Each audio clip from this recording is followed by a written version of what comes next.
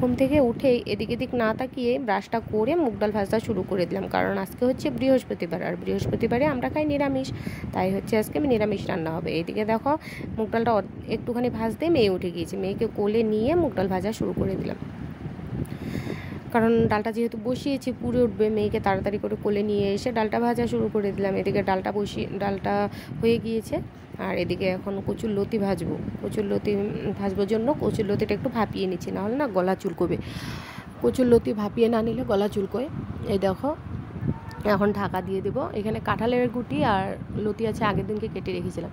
এখন দেখো একটুখানি হালকা ভাপিয়ে নিয়েছি, আর ফোড়নে দিয়ে দিয়েছি কালো জিরে, কারণ এক্সট্রা কালো জিরে নেই, আমি পাঁচফোড়ন থেকে কালো জিরে তুলে নিয়েছি, সেই জন্য কালো জিরেটা দেখা গেল না।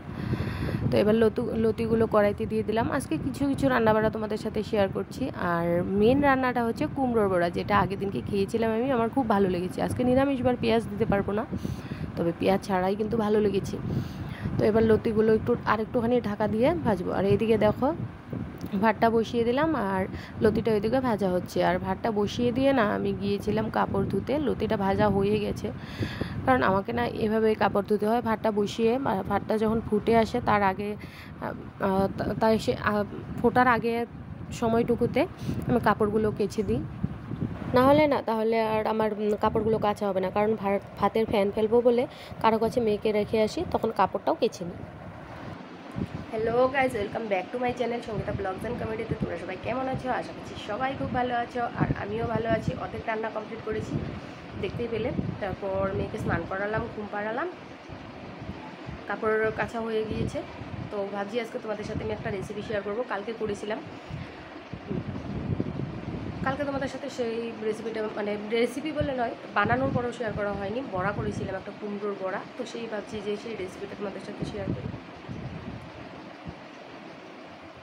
ভাবছি যে ডাকছি যেন, সেই রেসিপিটা তোমাদের সাথে শেয়ার করি। তো তোমরা সঙ্গে থাকো, দেখতে থাকো। আমি যদি শেয়ার করতে পারি অবশ্যই শেয়ার করবো। পাগলের মতো হয়ে গেছি, কারণ স্নান করে নিয়ে রান্না করে স্নান করবো, ফ্রেশ লাগবে। চলো দেখতে থাকো। এখনই করবো না বড়াটা করবো খাওয়ার আগে, তবে শেয়ার করবো তোমাদের সাথে। শেয়ার করার ইচ্ছে আছে, ছোটো বাচ্চার মা ইচ্ছে রাখলে সব কিছু হয় না। চলো, এইদিকে এখন রান্না করছি পটল, আলু আর হচ্ছে ছোলা ভিজিয়ে রেখেছিলাম, সেগুলো দিয়ে তরকারি। এটা রুটির সাথে রাত্রে ভালোভাবে খেতে পারবে। তো এইদিকে আসলাম, আগের দিনকে কিছু মুদিখানার বাজার এনেছিলাম, মানে মেয়েকে লোকাল সিদ্ধ চালটা খাওয়াই গুঁড়ো করে, আর খিচুড়িতে দিয়েও খাওয়াই। লোকাল সিদ্ধ চালটাতে অনেকটা ভিটামিন পাওয়া যায়।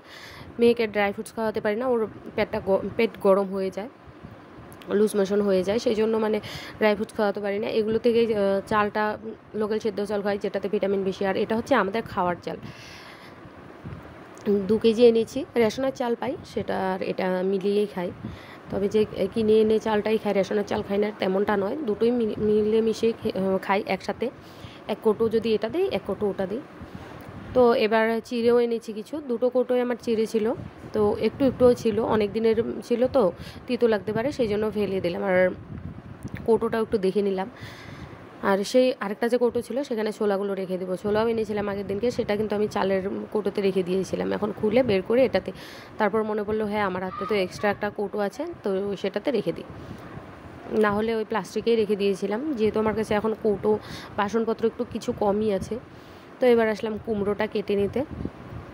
এই কুমড়োটা, এইটুকুনি কুমড়ো আছে, আগের দিনকে বড়া করেছি, তার আগের দিনকে কেটে বড়া করেছি, আর এখন পেস্ট করে বড়া করব। দেখো কুমড়োটাকে ভালোভাবে মানে ফেলে দিলাম। যদি টুকরো টুকরো করে কেটে বড়া করতাম তাহলে কিন্তু এতটা ফেলতে হতো না ছোকলাটা। যেমন আমরা পেকে যাওয়া কুমড়োর বড়া খাই, মাছের তেলের মতো লাগে, এটাও কিন্তু তেমনই লাগে। কুমড়োগুলো ছোটো ছোটো করে কেটে নেব, আর কেটে তারপর মিক্সি জারে দেবো, দিয়ে পেস্ট করে নেবো। আর গরমের জন্য না আমি স্নান করিনি, রান্না করেই স্নান করি।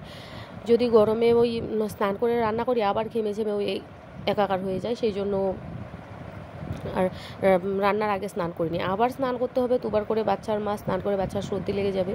এখন দেখো আমি কুমড়োগুলো ভালো করে ধুয়ে নেব, ধুয়ে মিক্সি জারে তুলে নেব। কুমড়োটা কেটে আমি ছুলে একবার ধুয়ে নিয়েছি, ভেবেছিলাম পরে আর ধুবো না, তারপরে ভাবলাম যে কেটে নেওয়ার পর আরেকবার ধুয়ে নিই। রান্নাঘরে সব জল এনে রান্নাঘরে ধোয়াধুয়ি করি, সেই জন্য আমার না জলটা একটু বারবার আনতে হয়। বেশি কিছু রান্না করলে। আজকে নিরামিষ বাইরে, কিন্তু অন্যদিন রান্নার কি করব খুঁজে পাই না। আজকে কিন্তু বেশ 4 পদের মতো রান্না করেছি।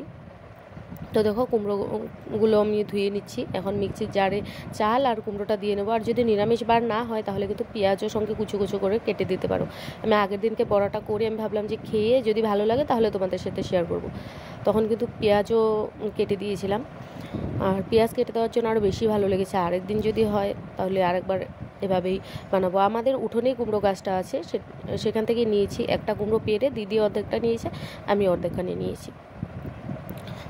মানে একটা কুমড়োর তরকারি অনেকে ভালোবাসে, চাল কুমড়োর, তো আমি কিন্তু তেমন ভালোবাসি না, সেই জন্য বড়া করেই খাই। একঘেয়েমি বড়া আর কত খাবো বলো, সেই জন্য ভাবলাম এভাবে। আর আমার হাতে না, আমার কাছে লঙ্কা নেই বেশি, এই কটাই লঙ্কা আছে, তো এগুলো লঙ্কায় দিয়ে নিলাম, শুকনো শুকনো লঙ্কা, এগুলো দিয়েই মানে পেস্ট করে নেবো। এখন চালগুলো না আগে থেকে ভিজিয়ে রাখিনি, যেহেতু মিক্সিতে দেবো তো অসুবিধা হবে না। আর খাওয়ার আগে গিয়ে বড়াগুলো করতে হবে, ও না ঠান্ডা বড়া খেতে পারে না, সেই জন্য এখন চাল ভিজিয়ে রাখলাম। তারপর স্নান টান করে এসে বড়াটা করব। ভেবেছিলাম স্নান করে এসে বড়া করব, তারপর দেখি ও আমি স্নান করার আগেই খেতে চলে এসেছে, তারপর আগেই বড়াগুলো করে নিলাম। এখন পেস্ট করে রেখে দিয়েছি, পেস্ট করে ঢেলে নিচ্ছি। আমি এইদিকে ঘর পরিষ্কার করতে করতে ওভেন মুছলাম, রান্নাঘর মুছলাম, বড় ঘরটা মুছলাম। তো এগুলো করতে করতে দেখি চালটা একটু ভিজে এসছে। তারপর ভাবলাম পেস্ট করে সব কিছু রেডি করে স্নান করতে যাবো। ওই সময় দেখি ও এসে বলছে যে খেতে বসবে, তো ওকে বড়া করে আমি দিয়ে দিয়েছি। এগুলো কিন্তু আমার জন্য করছি, ও তাড়াহুড়ো করে দিতে হয়েছে, ও কোথায় যাবে, তো ছেলে মানুষ আগে দিয়ে দিলাম। নাহলে আমরা দুজনে একসাথেই খেতে বসি, ওর কাজ আছে বলে ওকে আগে দিয়ে দিলাম। এখন আমার জন্য কয়েকটা বড়া করে ভেজে নিচ্ছি। তো তারপর আর সেদিনকে আর ভিডিওতে আসতে পারলাম না, পরের দিনকে এসে ভিডিওটা শেষ করি। তো বন্ধুরা দেখো, কালকে তো তোমাদের সাথে ভিডিওটা শেষ করলাম না, তো আজকে আসলাম। আমার মেয়ে এতটা চিৎকার করছে তোমরা কথা শুনতেই পারবে না। আজকে আসলাম কুমড়োর বড়ার রেসিপিটা তোমাদের কেমন লাগলো তোমরা অবশ্যই জানিও। কালকে আর কুমড়োর বড়া বানানোর পর তোমাদের সামনে আসেনি, জানি ভিডিওটা ছোট্ট হবে, তবুও মানে এটাই আমি পোস্ট করবো ভাবছি। মানে জোর পাই না, এই একঘেয়েমি কাজ কত দেখাবো, তোমাদের হয়তো ভালো লাগে না, সেই জন্য ভিউজ হয় না। যাই হোক, তোমরা যদি একটু সাপোর্ট করো সেটাই আমি চাই, একটু সাপোর্ট করো, একটু ভালোবাসা দাও, সেটাই আমি অনেক আশা রাখি তোমাদের কাছে। তো চলো, তোমরা সবাই ভালো থেকো, সুস্থ থেকো, আর আমার পাশে থেকো, এটাই তোমাদের কাছে চাইবো। এর থেকে বেশি তো আর কিছু চাইতে পারবো না। তো চলো, টাটা।